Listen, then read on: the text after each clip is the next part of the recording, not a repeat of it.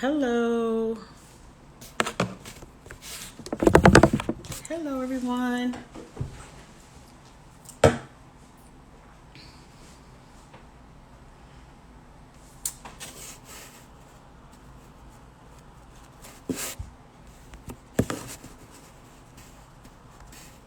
Thanks, everyone, for joining.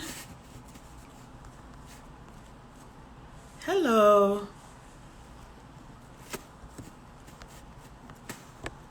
Sekou Writes is joining. We are doing our second live for today to follow up. Hey, Christina.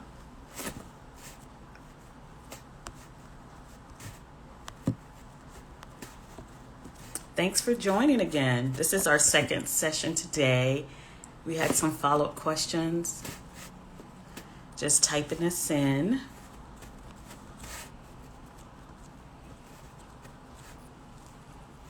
I think I got it right. Hello, folks.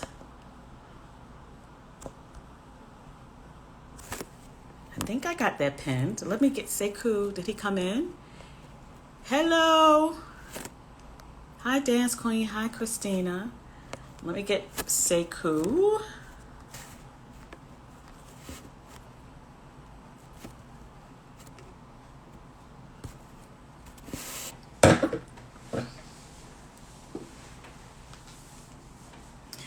Yay.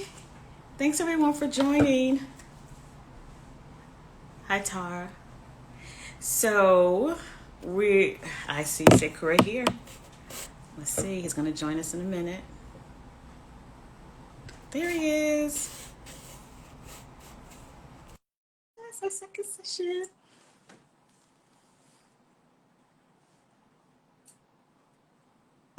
Connected. That was smoother than the first time. It was smoother. I feel shorter though. Let's see what I need to do. But thanks for joining for the second session.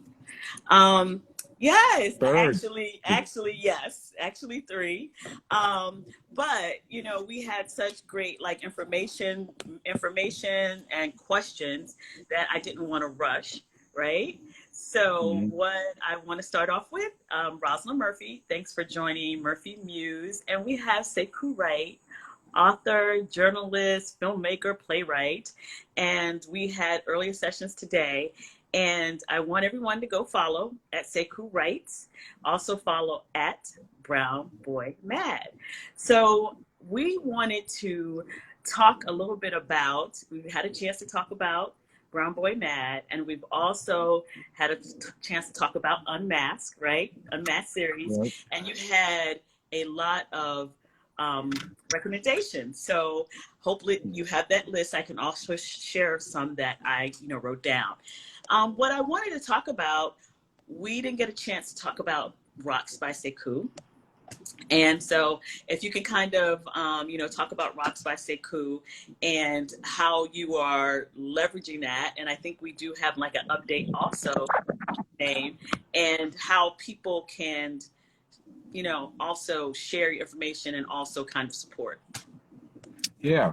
So first of all, I'm chewing on gauze, so that's why I sound a little funny. I'm still dealing with this this tooth extraction. It's flaring up on me. So that's why I sound funny, folks. It's not anything else other than that. So Rocks by Sekou. Yeah, I'm gonna try to make this long story short. How did it start? In the earlier iteration of Brown Boy Mad was a short docuseries. And I was trying to raise money for that docuseries. And I decided to sell bracelets. I hired someone to sell bracelets, but it became cost prohibitive because I was buying them and then I was giving them away often for people that donated to the project. So I only learned how to make bracelets because I was trying to figure out a cheaper way to create them. And then people started asking me for bracelets. I'm like, no, I'm not making no bracelets. No, I'm a writer. Right? Yes. But people kept asking. And eventually I made a bracelet for a nonprofit to help them raise money. I gave an award to a nonprofit And at the event, I made bracelets for that nonprofit so they could increase their revenue. And then again, people started asking me for bracelets. And I was like, all right, let me try it. And so that was like 3-4 years ago now. So I've been making bracelets for a long time, and other little pieces of jewelry here and there. I've made some necklaces, some rings. I made some actual rings, a diamond ring. I haven't seen the rings. Oh yeah, I made a diamond ring, a black diamond and gold, 18 karat.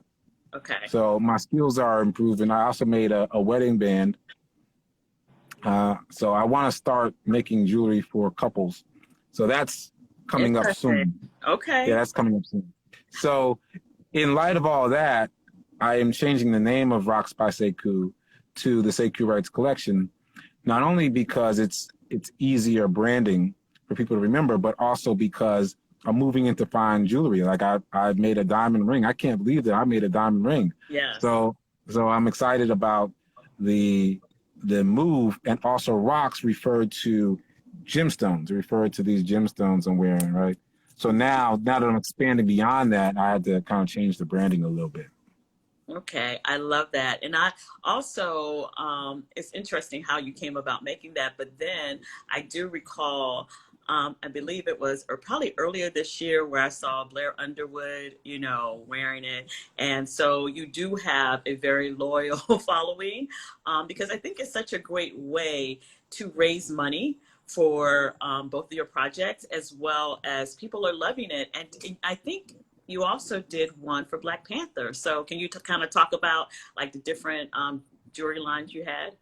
So this is great. This is why the people watching need to get on the Murphy Muse and have her interview you, because she does her research and she remembers that. I forgot all about that. So I appreciate the alley-oop. So let me tell my favorite Blair Underwood story. Let me just tell this real quick. So he invited me to a shoe launch. He was launching a shoe line, and it was a bunch of mucks there, a bunch of names you know, places you know. And I was wearing my bracelets. I was actually wearing the Black Panther bracelets you were just talking about. Okay. And I got into this kind of thing with one of his friends. The guy was saying that he just spent $2,000 on the bracelet that he was wearing. It was either a David Yurman or a John Hardy bracelet. And I was like, $2,000, wow. I was kind of impressed. And he was trying to be impressive, but I was impressed, like a $2,000 bracelet. You were thinking. And then I was like, wow, because it was in a different category. I was like, wow. So anyway, it was quiet for a minute, and Blair points at my Black Panther bracelet and says, yeah, but I like his better. And I was like, yes. I was so hyped. So yeah, he's been a very great supporter of the brand for a while. He actually discovered it at a wedding. Someone hired me to make his and hers bracelets for the bride and groom, like a couple set. I like doing that. And he saw the couple set. He was asking about it, and his cousin was there, and it was his cousin who hired me to make the couple sets. She's like, yeah, I'll put you in touch. And so yeah, I made him a bracelet. First, his wife hired me to make a bracelet for his birthday, and then it just kind of snowballed from there. And so now he's wearing this. This is called the Jumbo Chain. This is my most recent creation. It is literally a chain, and as you see, it's jumbo. That's why I call it that. Yes. But also, it's big and it's bold, and it's one long continuous piece, which can also be worn as a necklace. For most folks, it's a choker.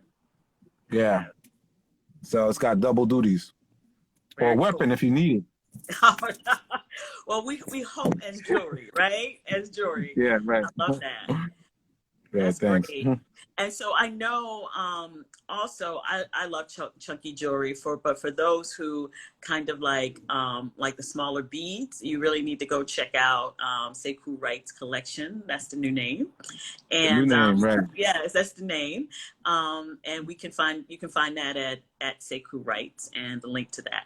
So I think that's really cool because I love all the different colors you have, and that's a really great story with Blair Underwood supporting that, right? right?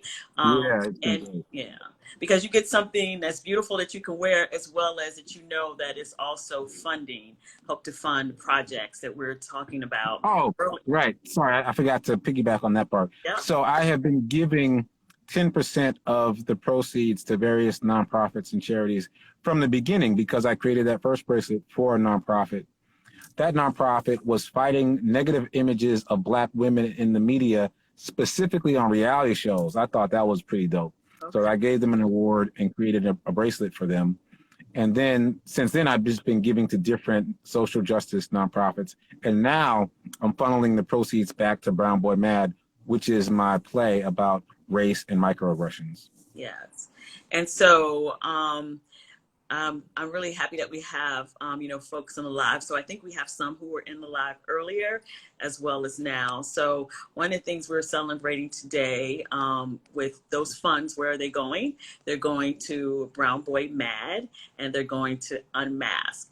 And so, Sekou, just kind of want to also just share again that you are now on a new streaming service with Brown Boy Mad, and that Yeah. people have until this weekend, until Monday. Until Monday. Until Monday. Okay. Yeah, until Monday to watch Brown Boy Mad for free on Facebook. You just go to Facebook and type in Brown Boy Mad as one word, and it'll pop up. And then starting Monday, well, it's already on the system, but we're working some kinks out. It's already on American Legacy Network, which is a subscription service.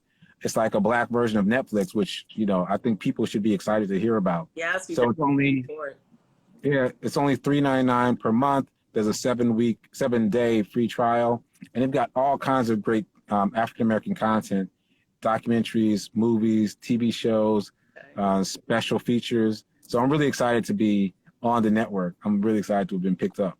That's really good. And can you give a brief description of what that's about, and so they know what to expect? That it is a stage piece that is now considered a mini doc. Yeah, so I wrote a stage play, and my intention was to realize it as a fully formed stage play at Fisk University. I'm currently in Nashville, Tennessee, and I was recently, until COVID happened, I was the artist in residence there. And so the goal was to create an actual play. COVID interrupted that. So the furthest point we got was 2 stage readings of the play. A stage reading is when you have people on stage reading the actual script. So that's as far as we got.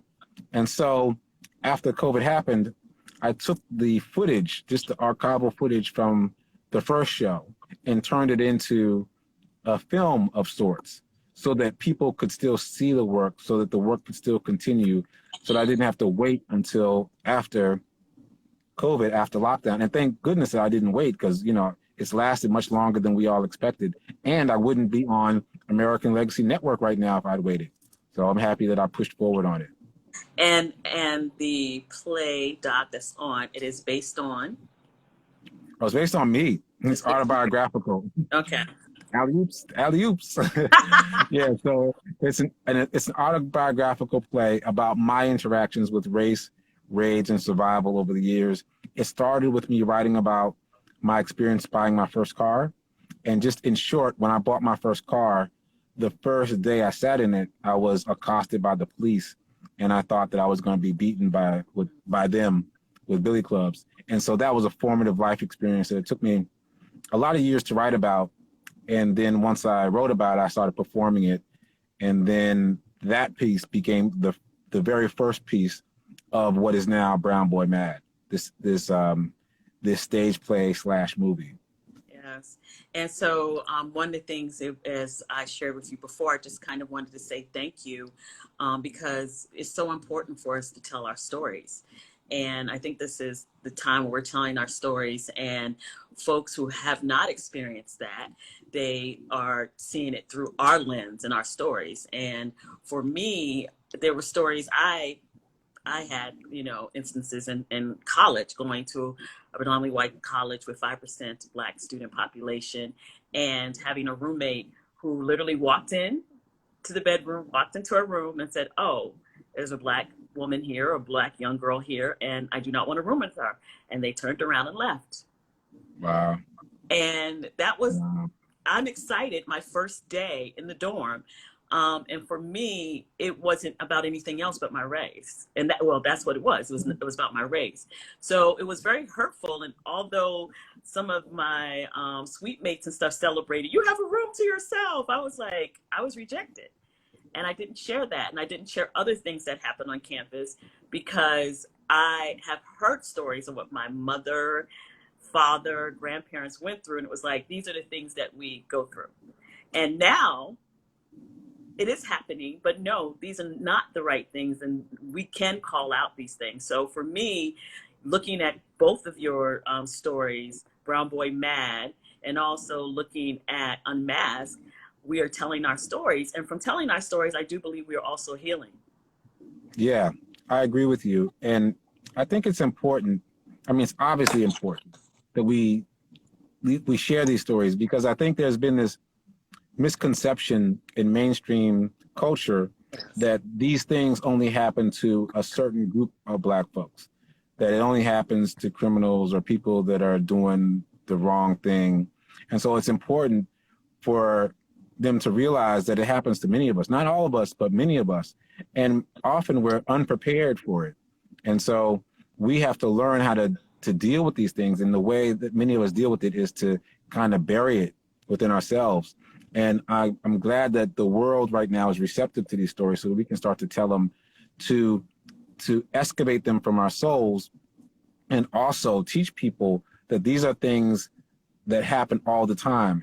And these are things that are avoidable. And these are things, if you're part of the mainstream population, that you can help with. You know, you want to be an ally. It starts with listening to these stories and understanding that these are our lived life experiences. Yes. And you can't tell us that we're making these things up. And that has been the case often, where they say that we're making these things up. Unless you've been a Black person in America, you don't know what it's like. You just don't know. Right. Like, and so take our word for it, listen to these stories, and just try to imagine how these things would feel if you experienced them. So it's important for us to tell these stories now. Right. And the timing is so incredible with you starting this work last year, late 2019, and the relevance of it, you know, it's always been relevant throughout our lives, and we just kind of push on, but the relevance of it and people seeing, like we talked about earlier too, social media, right? And people seeing like, okay, you know, you can't excuse someone crying out for breath for 9 minutes. You can't excuse that. Right. So no one, you know, a minute, but you can't excuse that. So these stories are so important, and you inspire us. And I think you also shared that you were surprised by the response of people who participated, you know, who shared their stories with you. I think how many you have? 10 now? Yeah, I ended season 1 with 10 stories. We're talking about Unmasked now. And Unmasked grew organically out of Brown Boy Mad. And Unmasked is people telling their living while Black stories straight to camera, no special effects, just telling their stories. Yeah. And that's been very powerful and cathartic for a lot of folks. And so, I ended season 1 with 10 stories. Now I've begun season 2. I'm already halfway through. And so the stories keep coming, and each one is more powerful than the last. And what's interesting to me, there's two things that are interesting. One, some of the stories I've heard before, and I've heard them told in the context of being funny. But there's something about the mood shifting when someone's just talking to the camera, as opposed to us sitting in a bar in a social situation. There's no pomp and circumstance. There's no veneer, if you will. Yeah. So the stories have been communicated to me through these videos in a much different way. So that's the first thing that was interesting. And the second thing is I've known many of the people from season 1 for many years, and we've never talked about these stories. Some of these people have never brought these things up. And so that's another, that points to the fact that we hide these stories from ourselves and from others. We bury them, but they don't go away. They just knock around in our psyche for years and years, because in each case, when they've told the story, even if it was many years ago, they go right back to that place. Just like you did when you were talking about that college experience. You go right back there. It still stings all these years later. And I think it's important for people to understand that. Yes, it is. We have a couple of questions. I'm going to try to read some, but if I don't read your question, could you put it in the question box? So Lamonia asked, how long would you say are your unmasked sessions? Are they 5-10 minutes? Are they all like the same, around the same length of time? We're going to have to give Lamonia the MVP award for holding it down in like multiple chats, with all the questions. Lamonia's on it. She's on it. All right. So I would say the shortest is 2 minutes. Mm-hmm. And I'd say the longest is about maybe 10. And I don't put a time limit on it. I just let people tell their story. And often they get lost in it. And as much as I can, I leave the pauses, because there's a lot of pauses as people are reliving those experiences in the moment.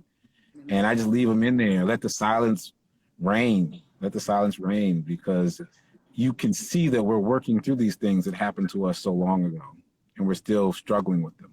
Yes, that's so true.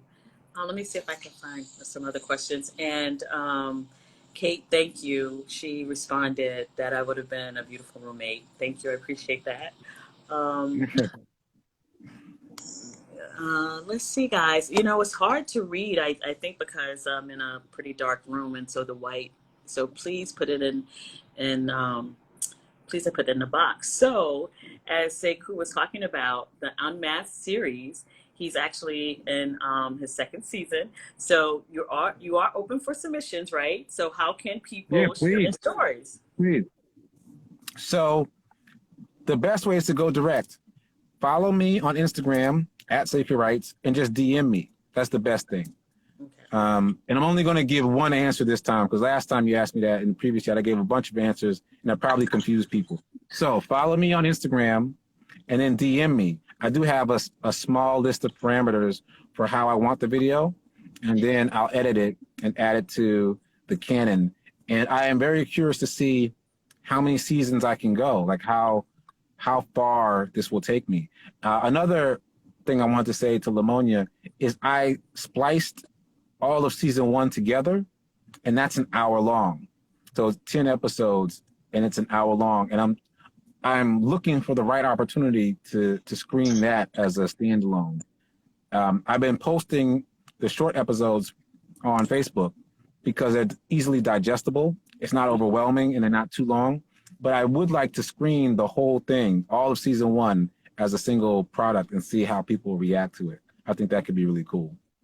Thanks. Well, someone did put a question in the box, so let me see if I can read this. Oh, so thank you, Miss Billy. Is Unmasked on Facebook also? And you answered that, right? Yeah, so Unmasked is also on Facebook. The way you get to Brown Boy Mad and Unmasked is the same way. Go to Facebook, type in Brown Boy Mad as one word. If you type it in as 3 words, something else will come up. You have to type it in as one word, Brown Boy Mad, and all of the Unmasked episodes will come up, as well as Brown Boy Mad. At least the rest of today and tomorrow, Brown Boy Mad will be available. So this is I don't think I've asked you this before, and I know sometimes it's really kind of hard to pick from your projects and your baby, but which one would you say with Brown Boy Mad, Unmasked, The Jury, which one is really like, your project that you would say this is the project that really means a lot to me? That's a tough one. Here's my answer. I think Brown Boy Mad and Unmasked are 2 parts of the same whole. Like they seem to be linked to me. And it's easily the most significant work I've done as an artist, because so many of the people who have participated have thanked me for the opportunity to unburden themselves, to tell these stories. And I think that's fascinating, that they feel like they needed to get these stories out of them to the degree that they thank me for giving them the opportunity. And we're talking about stuff often that happened 10, 15 years ago, but they're still just knocking around in someone's psyche. And so I feel like I am doing a service that I could not imagine choosing for myself. Like it had to fall into my lap because I wouldn't have imagined that.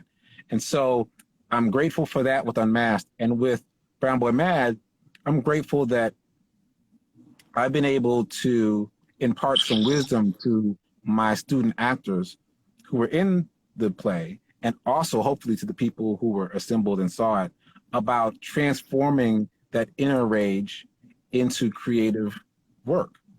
Because that's what I did. And even in Brown Boy Mad, that's what they did, because there is one poem, Dear Police Officer, where I asked them to write their own experiences. So I took out mine. I deliberately took out mine and asked them to insert theirs, all of them.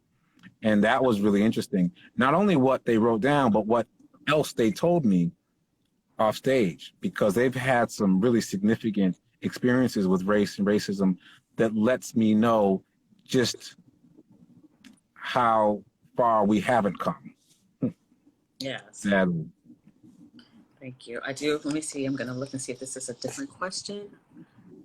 Yes. So, yes, this is the VIP award, Lamonia.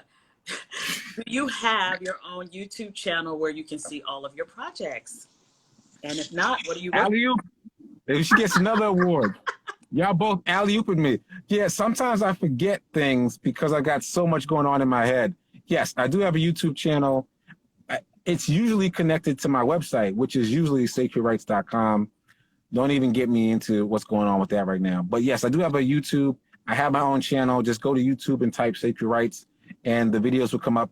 I haven't posted all of UnMasked there, but about half of season 1 is there, and all of Brown Boy Mad is there. At least it will be there the rest of today and all of tomorrow, and then Monday is probably going to come down in light of the deal I just did with American Legacy Network. So, good looking out, Lamonia. Good looking out. And now I need to cue you for your podcast. And right. and after you answer that, I want to know, like, how do you juggle these separately? I do know that, as you talked about, Brown Boy Mad and UnMasked kind of go hand in hand, but how do you handle the podcast, the film, the playwright? Yeah. So I'll start with your first part. Yes, I just started a podcast during lockdown. I'm going to tell a story too. So you're going to have to remind me of part 2, because I'm going to tell a story. You know, I love telling the story. So here's what happened.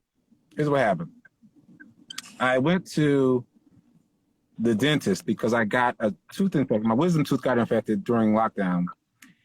And like a lot of people, I didn't want to go to the hospital or the dentist during lockdown. I wanted to wait. But it kept persisting, so I went. And the dentist assistant was like, do you have high blood pressure? I was like, no, definitely not. And she's like, I don't know, maybe. And so I was surprised by that, because for a while now I've been doing all the right things, working out, eating right, not drinking, all these things.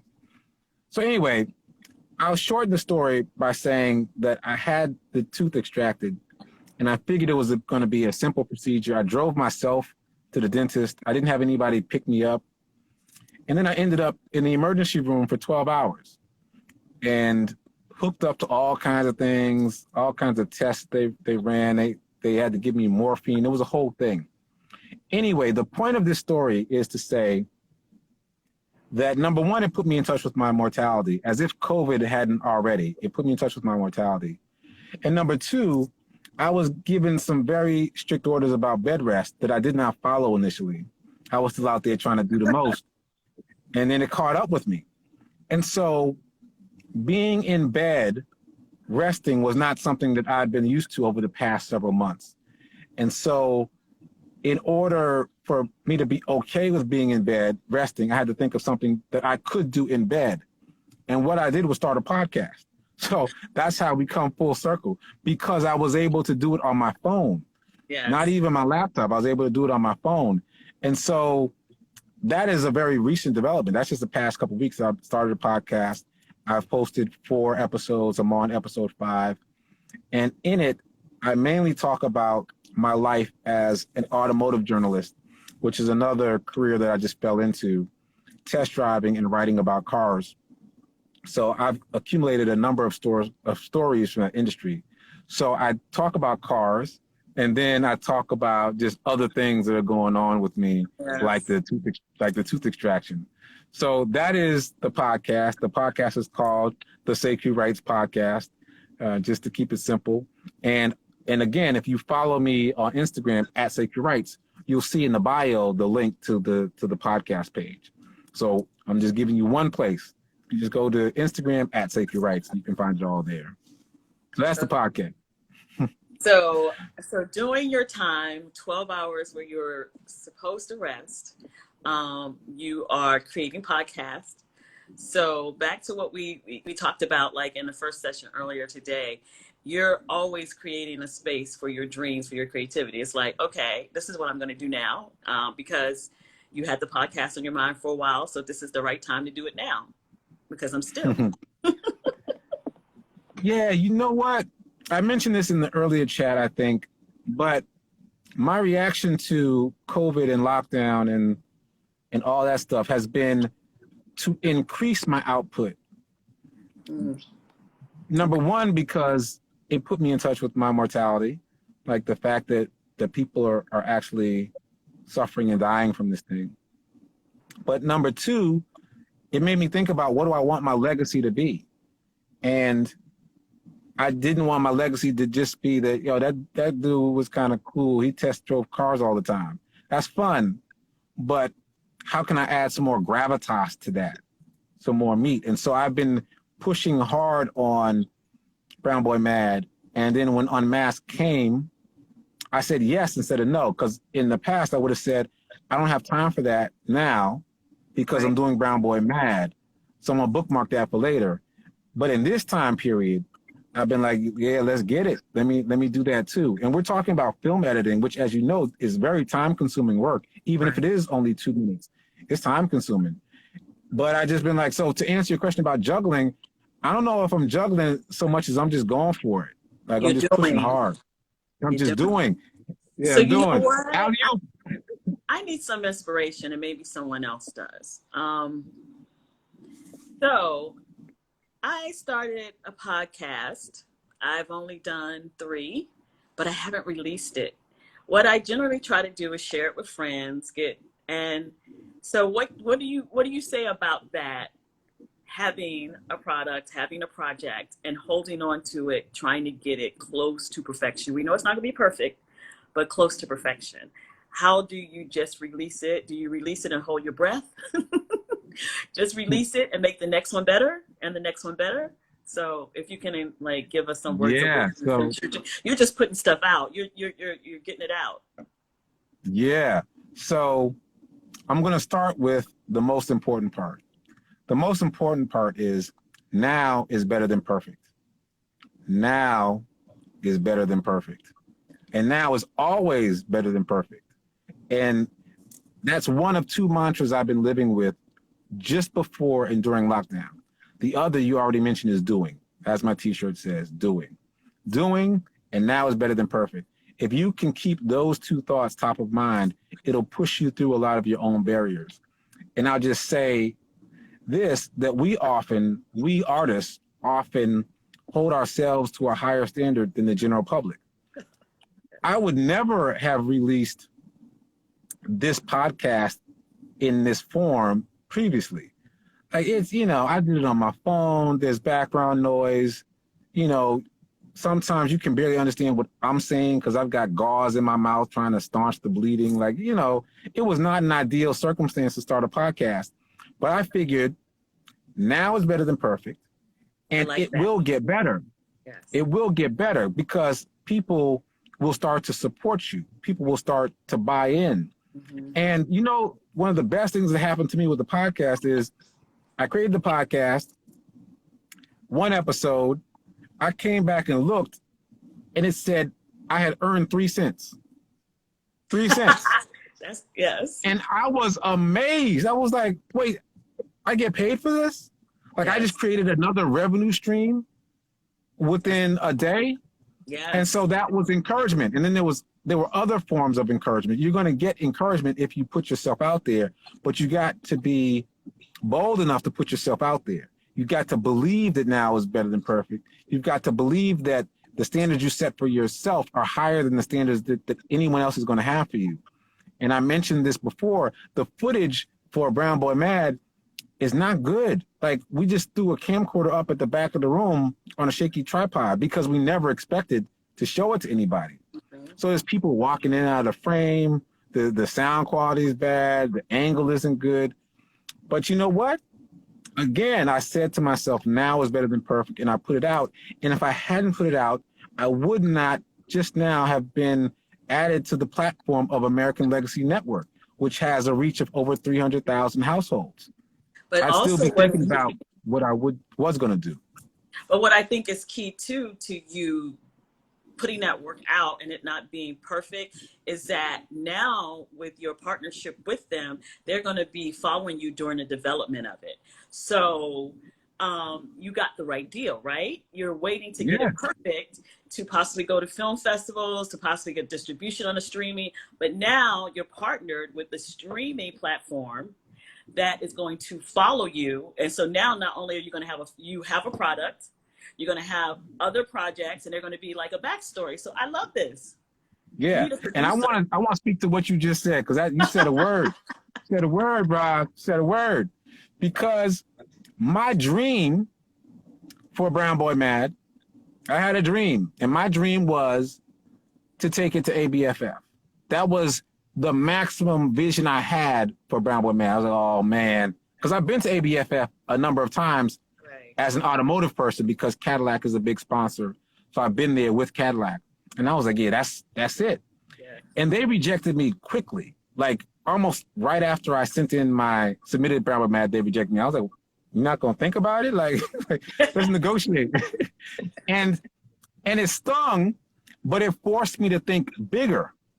And yeah, I would not have been able to create this partnership with American Legacy Network if I wasn't thinking bigger.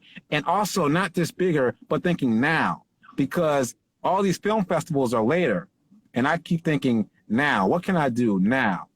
How can I be doing now? And so for me, I saw this probably a month ago on somebody's quote, and it said, sometimes rejection is redirection. And, you know, that rejection redirected you to something where you can develop, and you have a partner along the way. So that's really exciting. Yeah, and I just want to, again, shout out to American Legacy Network for believing in the dream and getting involved with me early and agreeing to show the various iterations of Brown Boy Mad as we move towards completion. That's huge to be able to see the progression visually. So please, folks, download the app, subscribe to the network. Right. Even if you come in for Brown Boy Mad, you're going to find other content that you enjoy and will be interested in. So check it out and follow the journey of Brown Boy Mad on American Legacy Network. So we have a question in the box, but why I'm pulling this up, what advice? Because, you know, we have some very talented people here joining us who are creatives, who are producers, who are business owners. And some of them, they're in it now, but some people are holding on to ideas of the books, holding on to ideas of the podcast. So what would your advice be? So, stop. And here's my story. It always helps you get your mind around it when someone tells you a story. So Brown Boy Mad, look at all the momentum Brown Boy Mad has. Like, I've been in at least 4 newspapers. I was on TV last week. I've been on podcasts, radio shows.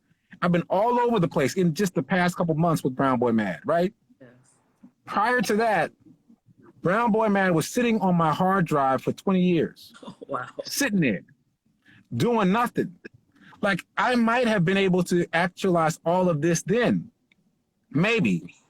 But I also believe in divine timing. So I believe that now is my time. But don't wait, because you don't know what could happen. I would not have believed that all these things could happen from me taking something off my hard drive, dusting it off and putting it out there into the world. So many things have happened. And I will say that none of the things that have happened have been my vision. Once you put it out there, your vision starts to shift because you get feedback, you get help. People start getting involved and it shifts. I had no idea, to speak to something we talked about earlier, I had no idea that I was going to cast women in Brown Boy Mad that is a autobiographical play about me. Right. Like, I had no intention to do that, but now that I have, it has expanded the breadth and width of the show in a way that I could not have imagined. But I never would have thought of that sitting at home in my office working on my computer. I never would have thought, maybe I should put women in it. No, I had to put it out there and have women say, hey, we want to be in this. So what's up? What's good? Kudos to the student, the Fisk University student, who said, what do you have for me? Yeah. Shout out to Kenya. Yes, shout out to Kenya. For being like, yo, I know you got something for us to do.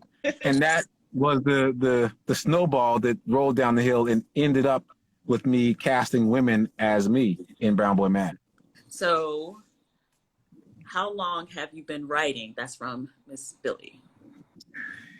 Yeah, so it's a multifaceted question, actually, because I've been writing my whole life. I remember I wrote my first poem in 5th grade about computers. Like something like, I wish I didn't have to go to school and I was taught by a computer. Something like that. So I've been writing poetry since I was a kid. But I said it's multifaceted because writing is a creative career. And you have to believe fervently to be able to create a path for a creative career. You got to believe. Right? So I have spent time dibbling and dabbling in the world of writing since 5th grade, but I've kept backing away from it to something safer that could pay the bills. Yes. And the best version of that for me was journalism. So I'm writing on deadline, writing what other people need me to write. So that was a pretty good fit. So I've been a journalist and an automotive journalist for a while. But what I'm doing now with Brown Boy Mad is deep, visceral writing. Like I'm unearthing myself in a very personal way. Like these are my stories. And some of them are difficult for me to hear still on stage, performed by other people still. They're difficult to hear. So in that sense, I've been writing just now, like for the past couple months. Like I wrote it 20 years ago, but ever since I unearthed it last year, it has evolved rapidly. So I've been doing the kind of writing that I want to do for the past couple months. But so since we did have a question about writing, so you have to just at least mention your book, even though I know it's like way back there. Yeah, alley-oop. Yeah, so I have 3 books published. So I'm an author. The most recent book is called The Sound of Silk at Midnight. What happened was my first book was classified as erotica, even though it wasn't really. And because it was classified as erotica, I got invited to write erotica for a number of anthologies. And at first I was saying, no, I don't do that. And then I was saying, well, how much you gonna pay me though? What we talking about? And then I started writing for these anthologies. And my challenge to myself was to write about erotica in a way that was not erotic. And so my stories were very cerebral about what happens in the head and not so much about what happens in the bed. That rhymed. That was pretty cool. Yes, I saw that twist. So my stories were accepted by Zane and a few other big-time erotica writers, so I was happy about that. And then what I did with The Sound of Silk at Midnight is I collected those stories back, added some new stories, and published that as The Sound of Silk at Midnight. It's available on Amazon as an ebook and a book in print.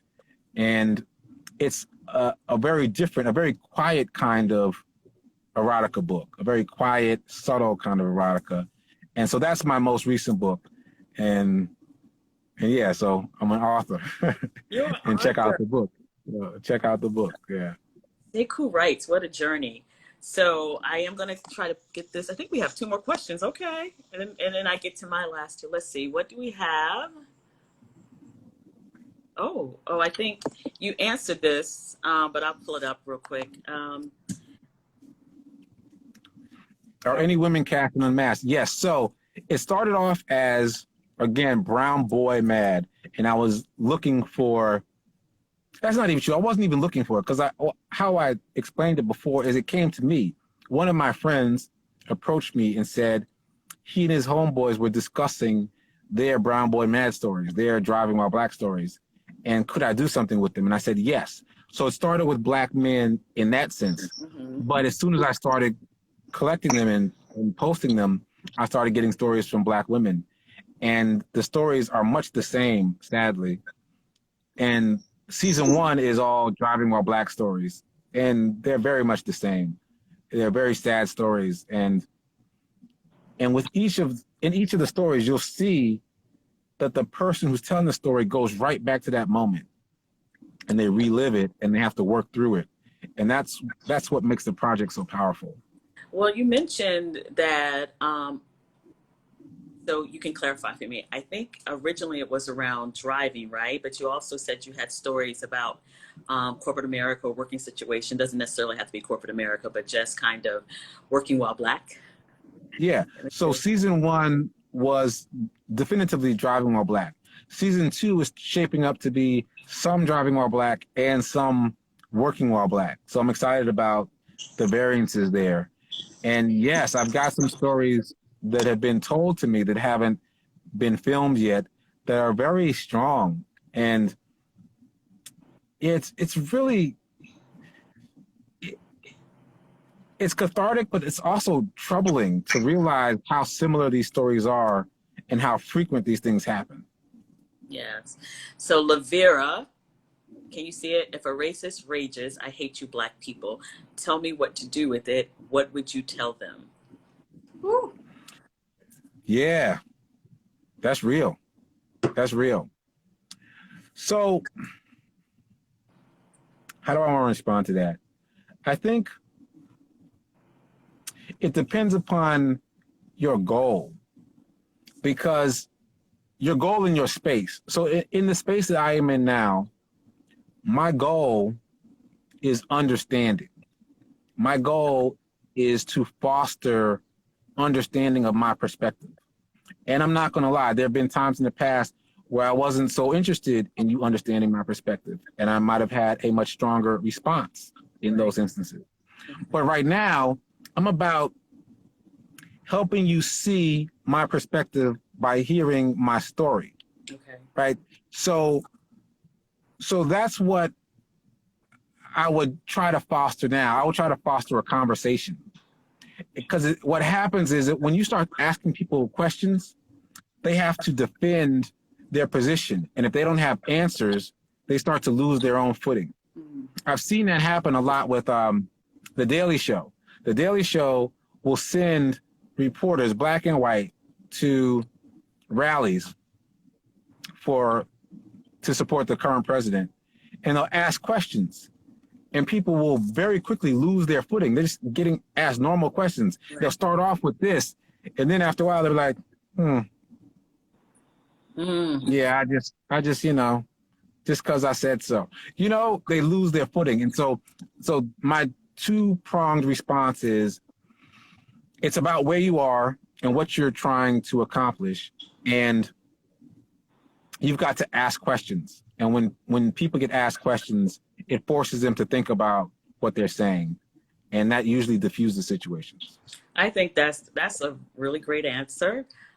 Being in situations, sometimes I talked about college, and I felt that I looked at it as educating almost and having a conversation, right? So I agree with it. Now, in the heat of the moment, I'm not sure how to deal with that, but I love the answer that you had. What's the goal? To have a conversation. And generally, when I've been approached and I've had situations at school or roommates or even at work, and I'm trying to educate.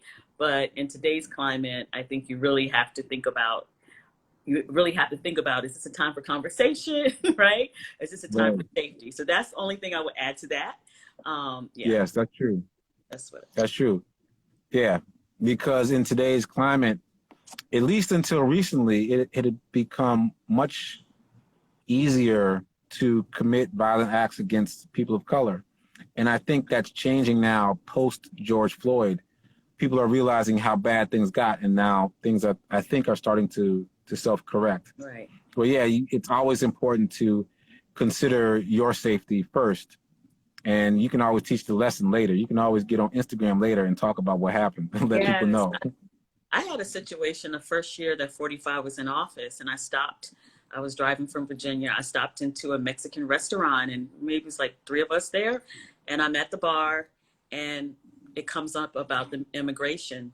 And I probably sighed very heavily. And the gentleman beside me said, "Do you hate Trump?" I don't want to say, I don't even believe, I have to now exit this out. "Do you hate 45? And I said, "No, I don't. But, this is what's happening." He's like, "Oh, I don't know anything about that. I don't know. I don't watch that stuff. I only voted for him because he's a businessman." So I, kind of asked him about different things. "Why don't you know about this?" "I don't want to watch that." So we talked for an hour. And afterwards, he bought me dinner. He said, "Thank you. It was so great to have a conversation." And it was, but it was just interesting how I'm sighing and I'm being emotional about seeing children and families separated. And his question is, "Do you hate this person?" Right. And he doesn't want to recognize all the other stuff that's happening. Right. So that's why I'm like, but he was he asked that question, but he was very calm in asking that question. And so I was very calm. So it was good that we did have that conversation. But again, if this is just somewhere happening on the street, I don't know if it's going to be that easy.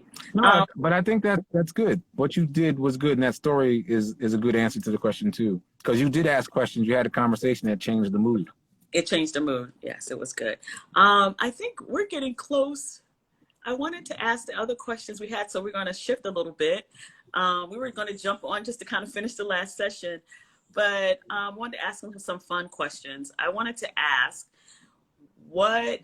now that, we're in COVID, all of us have different dreams, right? What are you doing after COVID? Where are you going? So my question to you is, what do you dream of doing or going or traveling to? Yeah, so my answer is pretty simple. Drive-in movies are back. Drive-in movies are back with force. And there was an article that's been well circulated about a Black couple in Newark, New Jersey, who've created a pop-up drive-in every weekend, and they're screening social justice films. So you got social justice, and you're supporting Black folks, and you're socially distancing while entertaining yourselves. Yes. I want to go to that drive-in theater. Yeah, it's not even a theater, it's a pop-up. I want to have a caravan of people drive to Newark, New Jersey and go to that drive-in pop-up and support that Black couple. That would be amazing. I'm really excited about that. I said destination to Newark, New Jersey, and supporting a Black-owned business, which is amazing. So that's great. Yeah. And then my second question is about you're talking about your exercising, jumping rope, eating good. I want to know, what is your cheat food? What is your culinary delight? Something that makes you feel really good, but guilty at the same time.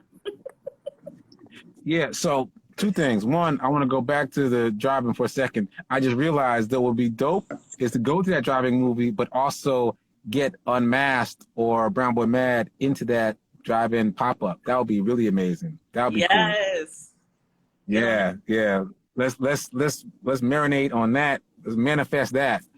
So cheat food, yeah, I've been a lot better about cheat food, especially since my recent hospitalization.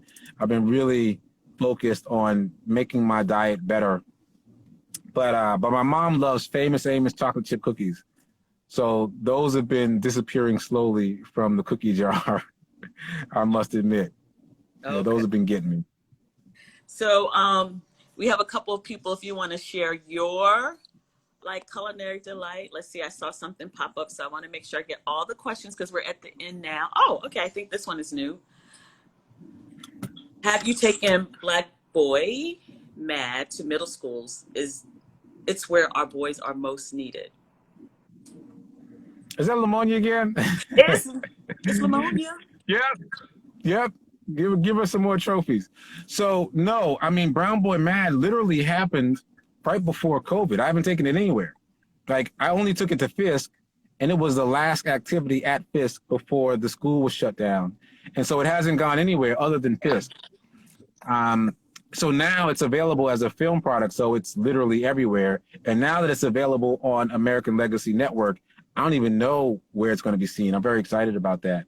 But yeah, I mean, when the world changes back, then we'll see about where to take it or what's even happening. Like by then, Brown Boy Mad might be something entirely different. I don't know. I'm just following the signs, reading the tea leaves. I think this is a good opportunity. You talked about the drive-in theater, right? Wanting to screen there. Yes. This is one. I mean, we're going to be doing blended events for a while, you know, before live events. So maybe this is, you know, an interactive Zoom, I think, you know, conversation with the school. So maybe there's a school in Nashville that you want to test this out with. Yes. Well, I definitely want to take it to more HBCUs. That's on my wish list. I've taken it to Fisk. I'm a Morehouse graduate. I want to take it to Morehouse. I want to take it to TSU. I want to take it to more HBCUs at the college level first. That's my first priority when I get the opportunity.